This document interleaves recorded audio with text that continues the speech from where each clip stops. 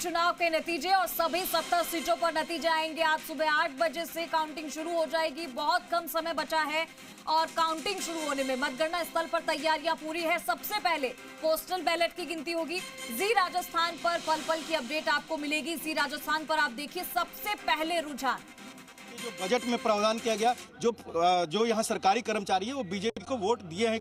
तमाम तरह का आशंका है, लेकिन उम्मीद है कि इस बार एंटी इनकम्बेंसी और अरविंद केजरीवाल के जो बीजेपी आरोप लगाती है, भ्रष्टाचार, शीश महल जैसे जो मुद्दे, जमुना जैसे, उसको लेकर इस बार सत्ता में आएंगे।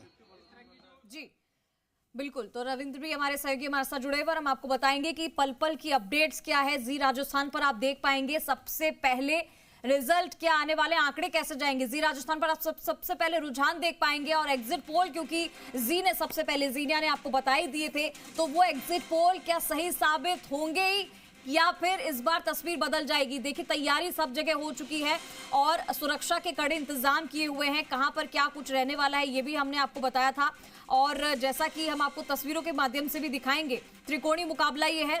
राजधानी दिल्ली पर त्रिकोणीय मुकाबला है और यहां पर अब देखना ये होगा कि पार्टियों ने जो दम लगाया था चुनाव प्रचार में भी और जनता को लुभाने में, जनता का विश्वास जीतने में, तो जनता किस पर इस बार विश्वास कर रही है ये देखना बहुत अहम होगा। तो दिल्ली की कुछ हॉट सीटें भी हैं जिन पर लोगों की नजरें खास बनी हुई है। नई दिल्ली, कालकाजी, जंगपुरा जैसी कई सीटें हैं जो हॉट सीटें हैं अपने आप में, जहां आम आदमी पार्टी और बीजेपी के कई दिग्गज नेताओं की साख दांव पर लगी हुई है। वहां पर क्या कुछ रिजल्ट रहता है ये भी हम आपको दिखाएंगे।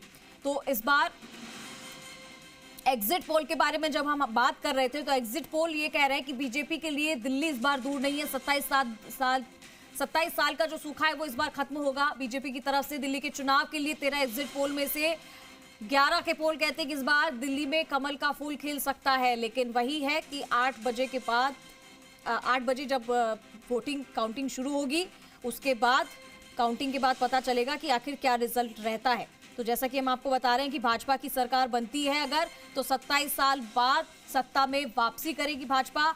और इससे पहले 1993 में भाजपा ने 49 सीटें जीती थी, 5 साल में 3 सीएम बनाए थे। इसके अलावा अगर हम केजरीवाल की बात करते हैं तो इसी तरीके से 2020 में केजरीवाल तीसरी बार सीएम बने थे, लेकिन क्योंकि वो शराब घोटाले में फंसे, जेल से बाहर आने के बाद इस्तीफा। 20 साल के बाद दूसरा आया है मेरे पास मौका कि मैं किसी मुख्यमंत्री के, और वो तो टेम्परेरी मुख्यमंत्री मैंने नहीं, केजरीवाल जी ने कह दिया, सो मेरे लिए मजबूत लड़ाई। कॉलेज छात्र नेता के तौर से अब तक यहाँ तक का जो सफर है, आपको लगता है कि उसमें रमेश विधुड़ी, वो रमेश विधुड़ी जो गुर्जर समाज से आते हैं और दिल्ली के आसपास के गांवों में जबरदस्त उनका दखल है, होल्ड है, वो पूरा सपोर्ट उनको जाता है। देखिए मुझे नहीं लगता है कि कालका जी के लोगों ने कहीं पे भी रमेश विधुड़ी जी को पसंद किया। उनकी भाषा को लेकर शुरू से ही लोगों में गुस्सा और रोष था। हाँ ठीक है, धन और बल के दम पर उन्होंने बहुत से मेरे पोलिंग बूथ में कहूँ उनको प्रभावित करने की कोशिश की।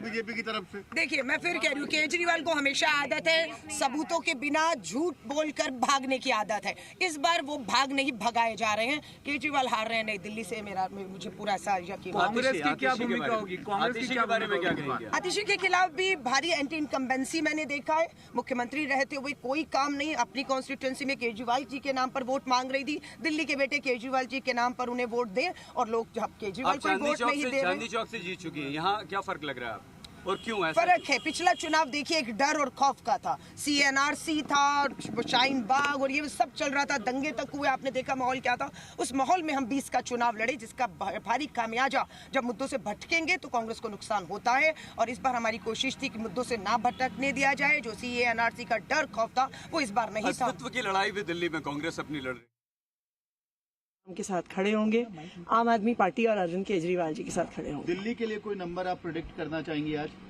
देखिए हम तो पहले ही कई दिनों से कह रहे हैं कि अरविंद केजरीवाल जी चौथी बार मुख्यमंत्री बनेंगे, भारी बहुमत से बनेंगे और आज शाम तक आंकड़ा आपके सामने होगा। आपका मार्जिन कितना रहेगा? आप कितना मार्जिन देख रही हैं अगर आप जीते तो? कुछ घंटे में पता चलेगा। आपके लिए एक चक्रव्यूह रचा गया था, लेकिन मनीष सिसोदिया, आतिशी, अरविंद केजरीवाल तीनों की सीटों पे बीजेपी ने बहुत बड़ा दांव लगाया था ताकि आम आदमी पार्टी को रोका जा सके। देखिए आम आदमी पार्टी का अगर आप इतिहास देखिए, आम आदमी पार्टी में हमने जब शुरुआत करी हमारे पास कुछ भी नहीं था। कोई सोच नहीं सकता था कि आम आदमी पार्टी राजनीति में सफल हो सकती है।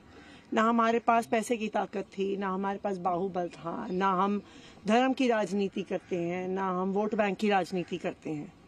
लेकिन दिल्ली के लोगों का प्यार था, भगवान का आशीर्वाद था कि आज हम यहाँ तक पहुँचे हैं। और मुझे पूरा भरोसा है कि दिल्ली के लोगों का प्यार और ऊपर वाले का आशीर्वाद हम पे बना रहेगा। पिछली एग्जिट पोल देखकर आपके सामने आएंगे और मुझे पूरी उम्मीद है और मेरा पूरा विश्वास है कि चौथी बार अरविंद केजरीवाल जी दिल्ली के मुख्यमंत्री बनेंगे और मुख्यमंत्री की शपथ लेंगे और तमाम विरोधी जिन्होंने कोई कसर नहीं छोड़ी, चाहे वो ईडी हो, चाहे वो सीबीआई हो, चाहे वो जेल के अंदर 17 महीने हमारे नेताओं को रखा गया हो। अगर सौरभ भाई, अगर सरकार आती है तो सीएम केजरीवाल होंगे या आतिशी रहेंगी?